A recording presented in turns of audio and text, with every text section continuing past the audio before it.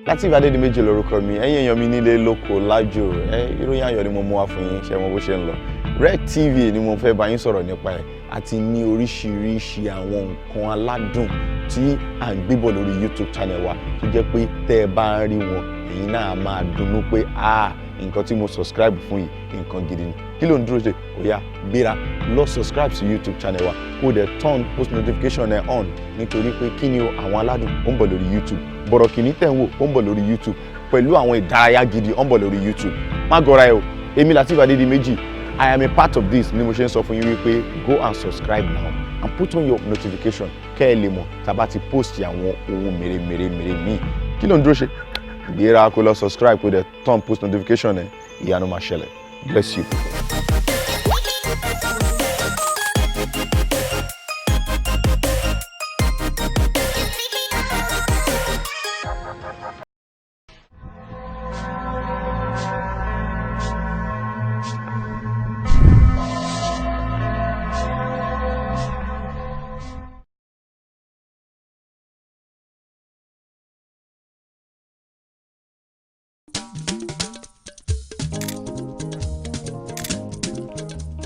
Àwọn aládùn rẹ̀ o kílẹ̀ ti wí. Àwọn aládùn ilé olóyin mọ́mọ́ ilé tó gbayì tó tún rẹwà bàbá màmá bébí bọ̀bọ̀ ṣẹ́ṣẹ́ṣẹ́ṣẹ́ bò ẹ dákun ẹ fi kalẹ̀ sí àwọn aládùn rẹ̀ o.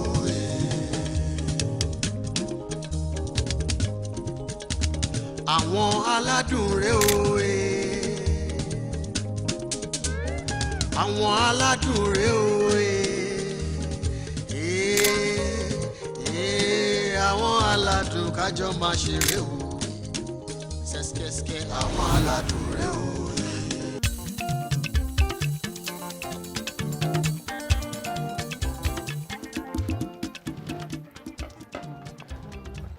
tọmọdé àgbà ilé àwọn aládùn lọ fẹ́ àwẹ̀ má jẹ́ kán sọ fún ẹ ìròyìn ò ta kó jù bá. Bàbá ń bẹ níbẹ̀ bàbá tí ó bá bẹ̀rẹ̀ Ṣé feel better? màmá kò fòṣì. A lot better. Ìgbà wo lẹ máa lọ gbé Sister Ṣadé? Honestly, mi ò mọ̀. But mo mọ̀ pé before the naming ceremony, màá ṣáà lọ gbé ṣá. Okay.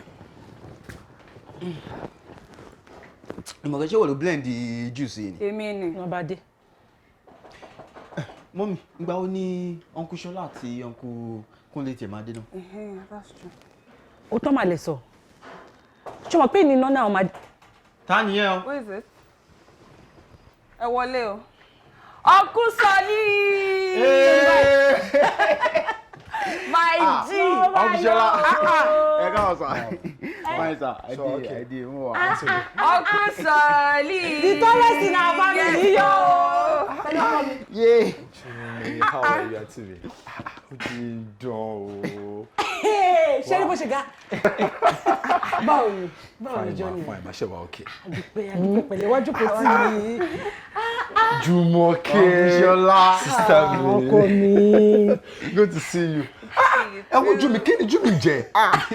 Oúnjẹ ni. Akada ńkọ́. Fine, thank you. Ẹ ti ẹ̀ wé mi, àwọn ọdẹ ń kí látàárọ̀ mú èèlì. Pàdí mi ni wá ṣe máa ń sọ̀rọ̀. Ladies first. Wọ́n put it pé character ni. Character báwo? Irọ́ ni o. Jùmọ̀kẹ́. Wo má dá Junior lóhùn. Bó ṣe máa ń like láti máa tease àbúrò ẹ̀ ni. Àṣẹ bẹ́yìn lè ṣe pé wà Jùmọ̀kẹ́! Wàhálà mi pọ̀ báwo?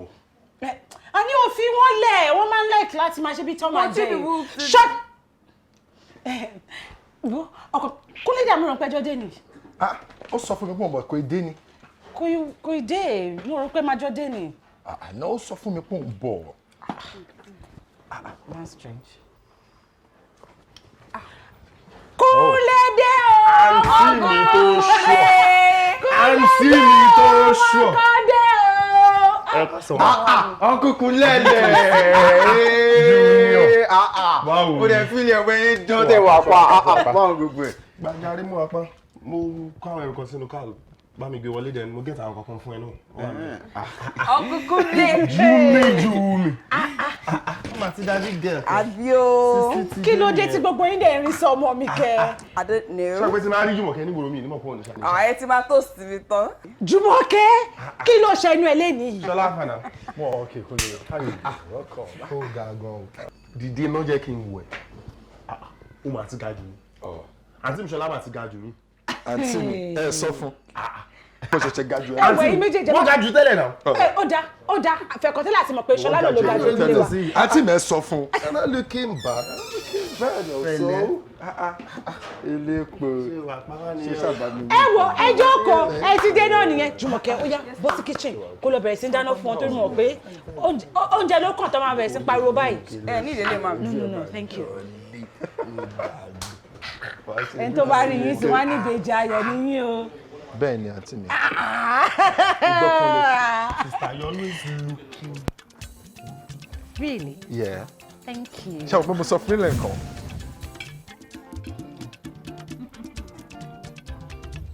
tọmọdé tàgbà ilé àwọn aládùn ló fẹ́ wò àwẹ̀ má jẹ́ kán sọ fún ẹ ìròyìn ò tá fojú bá. bàbá ń bẹ níbẹ̀ bàbá tí ò bá gbẹ̀rẹ̀ màmá náà ò gbẹ̀yìn màmá kò fòṣì. àǹtí mi. ọlọ́wọ́ ṣíbí ṣọkọ yọ. ẹ̀yin gan-an ló jẹ́ kó máa pè ní magic finger. Ó ṣe This gan. is so delicious. This is so delicious. Wow. Ẹ wo uncle ní luck tí wọ́n fẹ́ yín o. Anyway, ó ṣe gan. Thank you so much. You're welcome, ma. Auntie, that reminds me. Uncle ńkọ́? Ìtẹ̀gbàgbé láti sọ fún yín. Wọ́n travel lọ sí America for course kan. Oh, really? Yeah. That's great. That is That's by great. the CMD. Wow. CMD? Oh, my medical doctor náà ìwọ tún ní CMD. Chief Medical Director. Oh, I see. Ṣọlá. Yes, sir. Jọ, school ló sọ pé ó lọ yẹn náà. Kí ló mean? Kí ló ṣẹlẹ̀? Nothing. I find it so surprising pé o mọ meaning CMD and you call yourself a graduate. What a pity. Ṣé kò rẹ̀ Kúnlé? Ṣó gbádùn?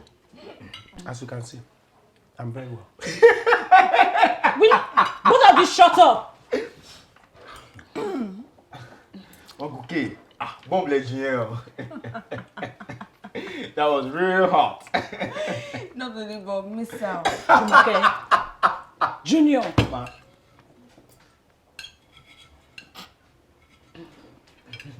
Ṣọlá.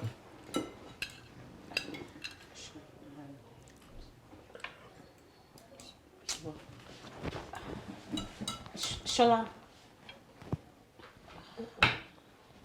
Kúnlé. Ọ̀rọ̀ tó sọ yẹn ó pọ̀ náà. Àǹtí ẹ wò ó, ẹ fi yẹn lẹ̀. Báwo ni wọ́n pé òun mọ meaning CMD? Mo máa pity àwọn girlfriends ẹ o. Wọ́n ń suffer o. No, school for mommy. That's too much. It'd be boring, man. It's too boring. Boring. Báwo ni bí ṣe máa boring gbà tẹ́ ẹ jáde? Ẹ ti jáde látàárọ̀ náà. You've been indoors all day.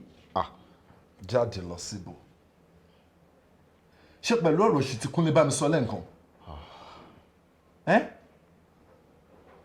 I just try to avoid him. Kò ń ṣe pé mi mọ nǹkan tí mo lè sọ. Uncle Ṣọlá, you've known Uncle Kunle all your life. Ẹ ti mọ attitude wọn, ẹ ti mọ bọ́ yín sọ̀rọ̀. Ṣé ó yẹ kí nǹkan tí wọ́n sọ, ṣé ó yẹ kó máa affect yín? You're just supposed to ignore him. Anyway, ṣá, nǹkan tó sọ yẹn ta lẹ́nu gan-an in fact bad gan. Junior. Sir. But ìwọ náà rẹ́rìn náà. Mo lè mú mọ́ra ni ẹ̀gbọ́n. Ẹni àwọn ẹgbẹ́ ilé náà máa sọ fún mi nígbà tí màá kékeré pé tí n bá pàṣẹ ìwé mi tí n bá kàwé mi ẹ máa nà mí. Bọ̀n sí ìbáyìí sọ́nà ní bí kí n má mọ̀ pọ̀ lọ yín. Junior. Sir. Sorry. Oh. So o ti join Kúnlé láti máa insult mi. Ara o. Nǹkan tí mò ń ṣe àti sọ fún yín ni pé tá a bá lọ sí ti rúùmù sìn ó kò máa dẹ̀ wípé òun kúkú ní pásítà mọ́ yín lára nìyẹn náà. Dákẹ́. Pásítà mo ta ni lára.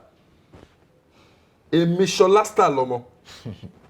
See, Junior. Sir. Bí mọ́mì ẹ̀ wọ́n á sọ fún ẹ bí mo ṣe jẹ́. Àgbà ti dé ni o. Kò ń ṣe pé mi mọ̀ nǹkan tí mo lè sọ. Mo pé mo kàn tó yẹ kẹ́ lè stay máa sọ. But ṣe rí bóyá mess yín up yẹn kẹ́yìn náà mess wọn up ni. Kẹ́yìn náà jẹ́ kó tutù kẹ́ gbé fún wọn gbóná. Calm down, Junior. Ariwo kọ́. Mo mọ̀ pé kì í ṣariwo. Kì í ṣariwo náà lè ṣe forehand mi bẹ́ẹ̀. Seriously, ẹ forehand mi gan. Junior. Sir. Farabalẹ̀. Ariwo kọ́.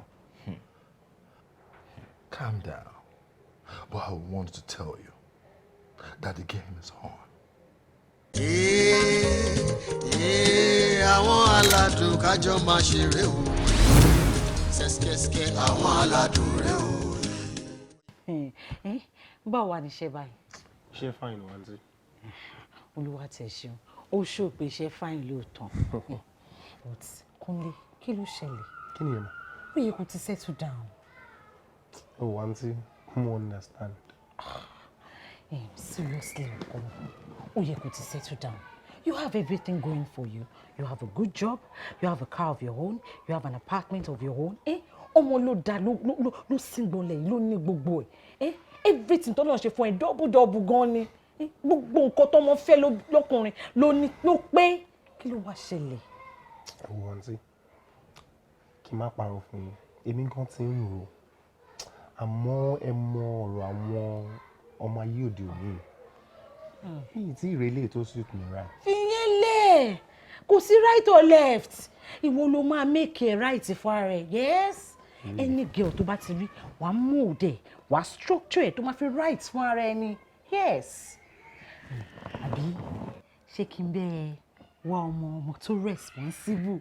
Ọmọ kí mo mọ spec ẹ̀ náà. Aunty, mi ò mind. At this point, mi ò mind. Ṣé lóòótọ́? Òótọ́. Iṣẹ́ ti bẹ̀rẹ̀ nìyẹn. Màá bẹ wá àwọn ọmọ tó fine, àwọn ọmọ tó jẹ́ ibi tó máa gbógo owó ẹ̀yọ́ dáadáa. Ẹ̀gbọ́n ọ̀sán. Mo ti bẹ̀rẹ̀ iṣẹ́ nìyẹn. Wọ́n ló dúró. Ó jẹ́rìí mi, àwọn ọmọ yẹn, mo ní wọn lọ́wọ́ tó pọ̀, àwọn ọmọ tó responsible. Ó ti dúró. Junior. Sir. Ó jẹ́ kó lè bá mi wá ọmọ kan. Lọ́wọ́ lè bá mi wá ilẹ̀ kan tó lè fún mi.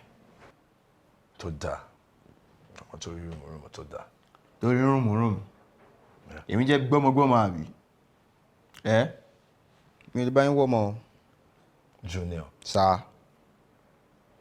Wàá máa bẹ́ sọ́tún, wàá máa bẹ́ sọ́sì. Bẹ́ẹ̀ lé, ó tiẹ̀ lé rárá. Ẹ ṣe, mo mọ̀ ẹ́ mi ò le. Àwọn ẹgbẹ́ yín lọ ti ń márì tán sí. Gbogbo wọn pátápátá ló ti fẹ́ márì tán. Ẹ̀yin ẹ fẹ́ máa ṣọmọ kiri gbogbo títí àbí? Ẹ káre, ẹ múra sí. Junior. Sir. Èmi ló ń sọ̀rọ̀ sí ṣákáṣáká. Ẹ̀gbọ́n. Uncle Michael, wọ́n máa ṣe ìkómọ next week o. Ẹ̀yin ẹ fẹ́ máa ṣọmọ kiri gbogbo títí. Ìjọ́ wo gan-an lẹ tó fẹ́ jẹ wọn mọ́ gan? Ẹ sọ fún mi, ìjọ́ wo lẹ tó fẹ́ jẹ wọn mọ́? Ní ìsìn báyìí sìn, ẹ ti dàgbà. Kìdẹ̀ ṣáàjú àlàyé fi ń jẹ wọn mọ́. By the time tẹ wá máa marry ní age 40, ẹ máa bí ọmọ yín tẹ máa bí, ó máa kéré dáadáa. By the time tẹ wá máa 60, ó sì máa 20. By the time tẹ wá máa 70, ọmọ yẹn máa 30. Ìjọ́ wo gan-an lẹ tó wá fẹ́ dàgbà? Ẹ fẹ́ di sugar daddy àbí? Àgbàjọ àfọyín ẹ̀ ń ṣeré, ẹ fẹ́ máa jẹun àwọn ọmọ kiri títí àbí? Wá jọ̀nà kí ni mo gbé? Kí ló ń jù? Ṣórí tí máa ní pé kí n wo dúdú ìfọ̀n ẹ̀ máa ọ̀rá dégun. Tí máa ní kí n wo bó ṣe máa ń sọ̀rọ̀, Ọlọ́run má jẹ́ kí n pa ẹ̀fà tí mi. Aṣọ láàmú kan advice ẹ fẹ́ pa mí. Ẹ jẹ́ máa lọ́ngbà yẹn. Ó yá wá. òun náà mo ń bẹ sọ bá ń wá ọmọ kan tó make sense èmi náà ti ń rò láti settle down. ń gbọ́ mo ò ṣe eré àgbà ti dé. Yes. ẹ̀yin náà dẹ̀ wá dà bó tó bá jẹ́ yẹn ni ò ṣe rí inú ìwà yìí mi ò ní ohun kankan lọ́wọ́ tí mo lè fún yín but Jùmọ̀kẹ́ ó láwọn pàdé kan tí ó máa ń dọ́jà máa ń rò ṣá ó dà pé kankan tẹ̀ ń bọ̀ lónìí gan Rónkẹ́ lórúkọ ẹ̀. lóòótọ́. ẹ farabalẹ̀ ọkùnrin ṣọlẹ̀ ara yín ti aṣáájú wà lọ́nà pápápá. ẹ ti gbé nǹkan tí mo mọ̀ jẹ dé. nǹkan tẹ ju wọn jẹ nìyẹn. bẹ́ẹ̀ni rànmọ́rànmọ́. fọ̀rọ̀ lẹ́ sọ́mọ ẹ̀ fine dáadáa ṣá. ó wà òkè wẹ̀ ó wà òkè for her age àbọ̀ ẹ̀gbọ́n mo ṣe sáyé dárúkọ ọmọ yẹn ara yín ti ṣé ó ti pẹ́ tẹ̀ ti ṣe agro last time tẹ̀ ti sáyé paná ṣú. kí ló ṣe tó ń gbọ̀n bẹ́ẹ̀ pọ̀ nígèrè kí ló pẹ́ ìjọ mo ṣe kí ni. mo mí pé ìjọ wo lẹ lọ gbá ìwé match last. fọ̀rọ̀ lẹ́ nǹkan tí mò ń bẹ̀ sọ ìgbà wo ló máa dé. wẹ́n ṣá ó yẹ kó dé lónìí but ọmọ yẹn ó lè fine ó wà okay for her age but ẹgbẹ́ ìsọ tó tọ̀ fún mi ìjọ wo lẹ ṣiṣẹ́ wọn la. fọ̀rọ̀ lẹ̀ sọ́mọ ẹ̀ fine dáadáa. ọmọ yẹn wà okay ó wà okay ó wà in fact for her age gan ó yẹ kó lè fẹ̀yìn ẹgbẹ́ ìsọ tó tọ̀ fún mi ìjọ wo lẹ jẹ́ṣẹ́ wọn la. jẹ́ṣẹ́ ọmọ òun ló ṣe ń gbọ̀n ṣé gírí mú ẹ ni tí o máa ṣe pé mo máa bẹ ìgbà tó bí ẹ máa láti mi ò ju ẹ lẹ́nu. sorry ẹ jẹ́ máa lọ ń gbà yẹn. wá junior jàre kó fa balẹ̀ ibo ni Jùmọ̀kẹ́ wà. ó wà yá rẹ̀. já lọ bá. Báṣọ lè. já lọ. ìwọ gan wa rí yàtọ̀ ẹ̀ by the time tí bá ti wọ́ ọmọ tó dá fún ẹ tó ń dáta tó ń ṣiṣẹ́ ní. ta ni ẹ. èmi ni màá Rónkẹ́. Rónkẹ́ wọlé o dẹ̀ ṣe bá lè jò. Jùmọ̀kẹ́ ni. ọmọ dáadáa. ẹ kúlé ma. báwo ni. fine thank you ma. mummy àti dáàdì ńkọ́. wọ́n wà. pẹ̀lẹ́. yes ma. studies ńkọ́. fine thank you ma. good day sir. okay. Oh, I'm sorry, my bad. Báwo ni? Yes, sir. Ṣé wà pa? Yes, sir. Rónkẹ́, Jùmọ̀kẹ́ wà nínú yàrá ẹ̀. Kò bẹ̀rẹ̀ kò lọ join mi. Okay, ma.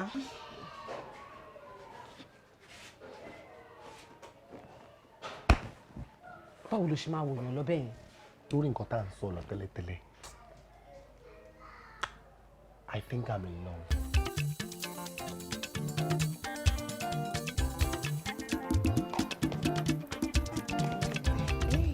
Tọmọdé tàgbà ilé àwọn aládùn ló Yes, fẹ́ honey. àwẹ̀ má jẹ́ kán sọ fún ẹ ìròyìn ò Oh baby, make up of liko ṣe o baby.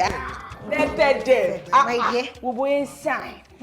Mo hope pé 2 weeks tó wá lò ń bíbá ẹ̀ ṣó ti sọ fún wọn lé ṣá. Jùmọ̀kẹ́. Yes mommy. Wo mommy ló ń pè mí yẹn, jẹ́ ká máa lọ sí. Mo tẹ̀ bá mọ́mì mú nǹkan bọ̀ but uncle kan tí mo rí ní living room mi like bí wọ́n ṣe ń wò mí reason tí mi ṣe fún wọn nìyẹn. Ta ló ń pè yẹn náà? Mo gbàgbé uncle. Mo hope pé tó ṣe bá mọ́mì ra nǹkan bọ̀ yìí. This is so nice. Ó ra tèmi náà. Ṣé mo mọ̀ ẹ̀rí ni bá mi gbé nǹkan tí mo bá mọ́mì mú wá Má jáde? worry. Jumi. Rónkẹ́, lé mama. Lé mama. tọmọdé tàgbà ilé àwọn aládùn ló fẹ́ wò àwẹ̀ má jẹ́ kán sọ fún ẹ ìròyìn ò Ẹ pè mí. Ṣé kò Mo mà fẹ́ lóòótọ́. Kí mo pè é fún yẹn náà? Should I leave? Mi sọ̀rọ̀. Aronkus baby. Mommy. Ọmọlúàbí. Studies ńkọ́. Fine ma but ẹ ti bèrè tẹ́lẹ̀. Ṣé lóòótọ́? Bẹ́ẹ̀ ni mo ẹ wò mọ́mì mo tẹ̀ bá yín mú nǹkan bọ̀.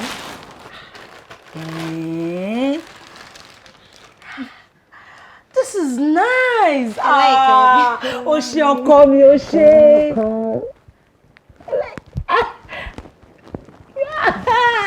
Ọmọ dáadáa, wá jókòó. Hey, good girl. Wo ọmọ atọ́jú wọn náà wọn. Àmì àtẹ̀yìn náà. Ìbá àtẹ̀tẹ̀ tí tọ́jú rẹ̀ pẹ̀lú eléyìí. Ọmọ taste rẹ̀ ó nice gan. Thank you, Ó nice. Very fine girl. Mo fẹ́ sáré mú nǹkan ní ohun yàrá. Rárá, ìwọ jókòó ń tiẹ̀ jókòó mọ́ alọ́rọ̀. Kúnlé, máa bá mi keep ẹ̀ company ṣùgbọ́n. Jùmọ̀kẹ́, ẹ sáré rí ẹ.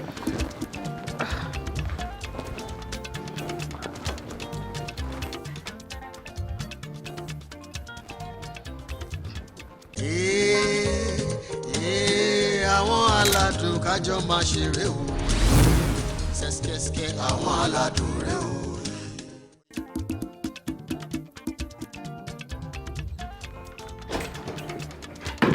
ẹ̀gbọ́n júwe ọmọ yẹn fún mi náà. ọmọ wo nìyẹn. ọmọ tó tàpéjúwe ẹ lẹ́ǹkan tó sọ fún mi. ọmọ tó júwe fún mi lẹ́ǹkan ó ní àpò ti dé wà nílé. ẹ jẹ́ lọ́wọ́. sorry ẹ má bínú sá. kí ló ṣe é tó máa ń gbọ̀n bí ewé ojú omi. kò sí mo ní pé kí n sáré lọ wo. farabalẹ̀ jókòó náà. gbọ́ ẹ. ó dẹ̀ pọ̀ ọmọ yẹn wà nílé ìrọ́mọ̀ pẹ̀lú Kúnlé ó ti dé. ní sùúrù. àǹtí mi ṣọ́ọ̀ṣì ọmọ bíi báyìí ìwọ ọmọ junior ẹ̀ lọ yọjú mi ò yọjú kó má fọ iṣẹ́ tí mo fẹ́ ṣe. kí lọ yọjú. lọ́ra yọjú.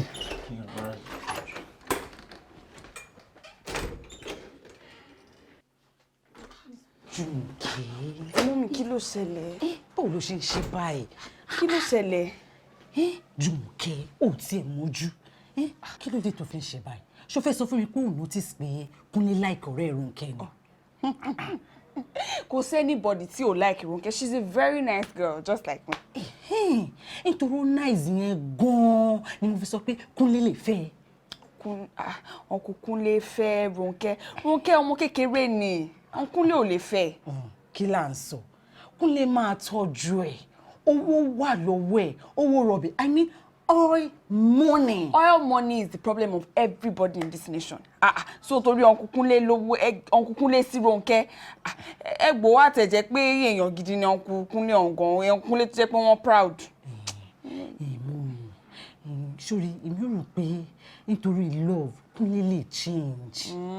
Wọ́n lè change. Tọ́n bá ti change, wọ́n lè wà láìkí àbí kàn fẹ́ Rónkẹ́. Òyìn tó bá ti jẹ́ pé wọ́n láìkí ẹ̀, tọ́n bá ti change, wọ́n lè wà fẹ́. But Rónkẹ́ ò kì í ṣe lab rat, tẹ́ fi máa ṣe experiment bẹ́ẹ̀ ni. Uncle Kúnlé tó bá ti jẹ́ pé Uncle Ṣọlá ní ti ẹ̀bẹ̀ tẹ́. Ẹ wo mọ́mí ẹ gbàgbé ẹ̀ kò sọ̀rọ̀ ńbẹ̀. Kò sọ̀rọ̀ ńbẹ̀.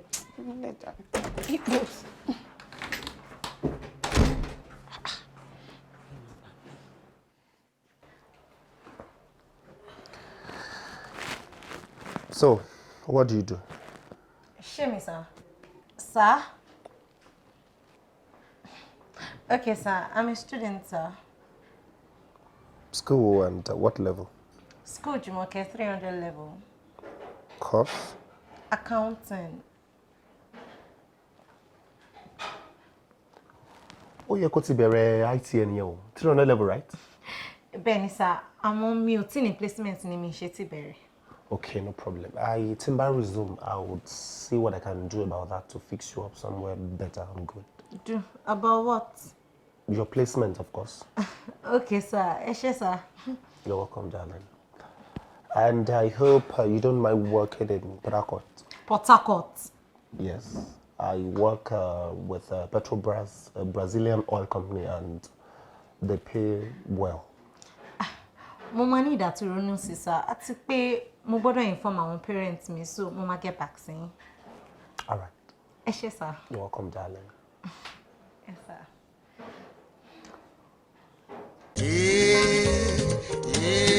Àwọn aládùn kájọ máa ṣeré o ṣẹ́ṣkẹ́ṣkẹ́ àwọn aládùn rẹ o. tọmọdé tàgbà ilé àwọn aládùn ló fẹ́ wò àwẹ̀ má jẹ́ kán sọ fún ẹ ìròyìn ò tá fojú bá. So, technically, the boss, handsome, well packaged and hardworking. Mo love gan Kúnlé, but ó gangan fẹ́nu ọ̀ra. Olówó ogbó tó ń ṣílẹ̀kùn fòlé, elépo rọ̀bì irọ́. Port Harcourt tẹ̀ wà lọ́ngàn, gbogbo epo tẹ̀ ń jíṣẹ́ fún màá wá rà lùbẹ̀. Wà wá ǹdọ̀ wà máa fọwọ́ halẹ̀, wà máa ṣe bí àrà tó ń sán lọ́sàn gangan tó jó rọ̀. ó ṣojú hóíhóí ó lè ṣojú wonko. kí ni mí ní gbogbo nǹkan tí ẹ̀yin méjèèjì ń bára yín fa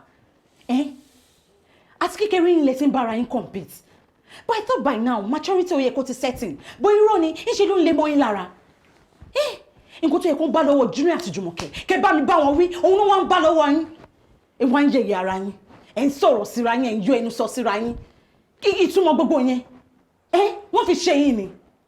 But auntie. Shut your mouth! Mr. Know It All. Tẹ̀ lójú tó ń tì rárá. Ẹ kọ́kọ́ ṣe kan lórí dining. Ẹ tún lọ bára yín, ẹ tún yọ ẹni síra yín ní living room. Àwọn ọmọ yẹn níwájú àwọn ọmọ mi. Example wo lẹ ń lè fún wọn?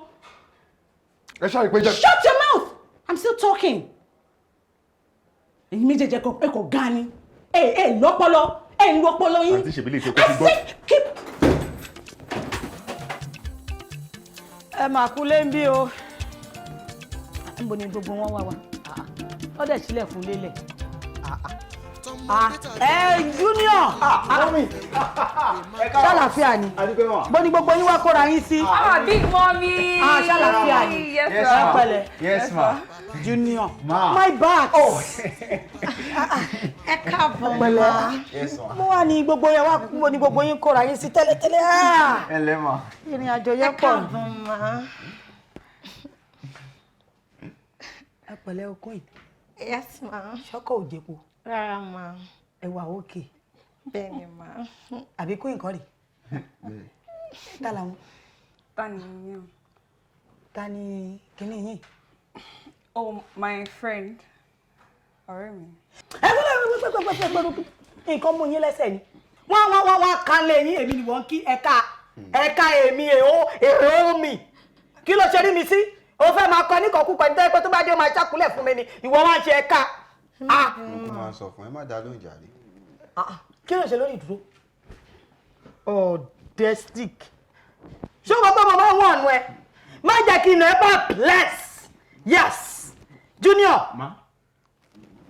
Ìyá yín kọ́. Wọ́n wà nínú. Níbo ló lọ? Níbo ló dà? Níbo ló dà? Níbo ló lọ? Ṣé mo ní ká dìde ni? Mi ò kú lọ bí kankan tèmi. Ṣé mo ní ká dìde? Nǹkan gún yín lórúnkún. Ìyá yín kọ́ yàtọ̀ sí ẹ dìde ńlẹ̀. Ìyá yín kọ́. Wọ́n wà nulẹ̀ mà. Kí ló ń ṣe nulẹ̀? Wọ́n wà pẹ̀lú Uncle Kúnlé àtọ̀nkṣọlá. Wọ́n ti débí. Ok, kò burú. Ọmọ, báwo jọ ni? A dúpẹ́ lọ́dọ̀ Ọlọ́run. Mo rí pé báàgì yóò fún ẹ díẹ̀ pé bí ọjọ́ kan lẹ máa lò kẹ́ tó máa lọ. Intention mi kọ́ ni pé kí n pẹ́. Bọ̀ sórí inú ilé tí mo wà yìí, èmi àti ìyá yín àti bàbá yín nígbà tí wọ́n ń forí ẹ̀ sọlẹ̀, a jọ mọ̀ sí ni. So tó bá wù mí, máa padà lálẹ́. Tó bá wù mí, máa padà lọ́la. Tí n bá wá sọ pé mi ò gbé bò mí mọ́ àfi bí ìyá yín ẹnu ẹ̀ gbá láti sọ pé kí n máa lọlé. Ìjọ́ tó bá wù mí ni màá kú mi. Can we stand up now? Níbo lẹ lọ? Níbo ló dà? Ẹ lé dé ẹ lọ sọ́dọ̀ eégún ni. Yọ jẹ́ mú fóònù jáde Junior kí wọ́n bá mi gbé báàgì mi lọ sínú ilé. Kí ló dé báyìí sí? Èmi nìkan mọ́ wọn tí big mom náà láì láti gbé báàgì wọn sí jẹ́ kí n gbé. Mọ́mí ẹ̀jọ̀ ta ni kó bá ń gbé báàgì ń jàre. Junior wọlé. Báàgì mi lọ sínú. Bọ̀ mọ́mí ẹ mọ̀ pé mo ò lè kàn lọ báyìí. Kì í ṣe pé mi ò like láti máa kúnlẹ̀ in fact mo love ẹ̀ gan. But ẹ mọ̀ pé mi ò kàn lè forúnkún rìn dé bẹ́ẹ̀ so ẹ̀jẹ̀ lè sọ bẹ́ẹ̀ pé kí n ṣe bẹ́ẹ̀ kí n máa forúnkún rìn lọ sóhun kẹ̀kọ́ ní kí n dìde kí n máa lọ. Ẹnu ẹ gbà. Má. Èmi ò lè sọ fún wọn yí pé kí wọ́n máa fi orúnkún rìn lọ gbé báàgì tèmi sókè. No kì í ṣe nǹkan. Are you trying to say wípé ẹnu mi ò gbà? No, okay, o ń try láti sọ fún mi bí ìpàdé pé bóyá mi ò tó bẹ́ẹ̀. Mọ́mí. O ti rò pé mi ò lè sọ bẹ́ẹ̀. Junior, nǹkan tí mo sọ kọ́ ni. I am saying it. Gbé báàgì fi orúnkún ẹ̀ rìn. Dé òkè kó lọ gbé báàgì mi sílẹ̀. Jùmọ̀kẹ́lẹ̀ ó gbé ẹran tẹ́lẹ̀. Mo yọ̀ǹda. Máa gbé lọ́ọ̀dì bẹ̀. Sórí tí mo bá yọ bàtà lẹ́sẹ̀. Mọ́mí ẹjọ́ mo lè. Mọ́mí ẹjọ́. Má nù ẹ̀ wá dákú. Kó rìn débẹ̀ yẹn. Òkè gbọ́ òde àti. Máa gbé lọ fọlọ́run sí ẹ. Mọ́mí ẹjọ́. Bẹ́ẹ̀ ni kò ṣe máa lọ, bẹ́ẹ̀ ni kò ṣe máa lọ. Kó rùn gbogbo staircase tó bá ṣọ́bọ̀ pé mo ti sọ fún yín náà wípé mo lójú nísàlẹ̀ mo ní lókè. Tó bá try láti dìde kó tó dókè wá rí tó máa gbé ẹ. Gbàjàgbà.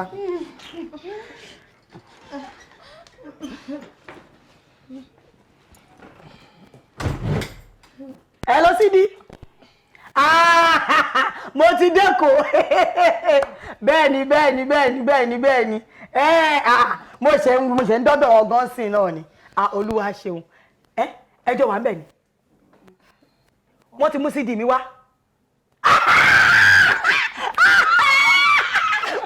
Wọ́n ti mú wá. Jọba mi lọ fi sínú rédíò kan play ẹ̀. Wọ́n wá bá mi gbé fóònù ẹ̀. Bá mi gbé fóònù ẹ̀ síbi tí rédíò wà kí n máa gbọ́. Ó yá. Sidi. Òun ni yóò. Àjọ sọ́rọ̀ owó jọ́nà. Àjọ kẹ́lí yóò gbẹ̀yìn.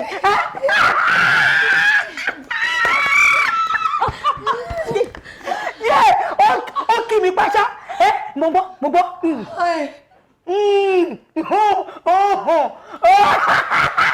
Mo náwó ẹ̀ dànù.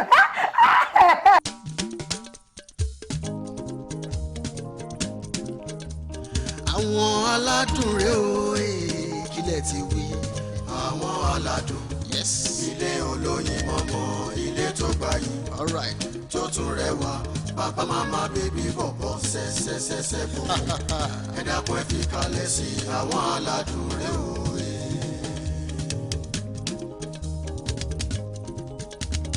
Àwọn aládùn rẹ̀ o. Àwọn aládùn rẹ̀ o.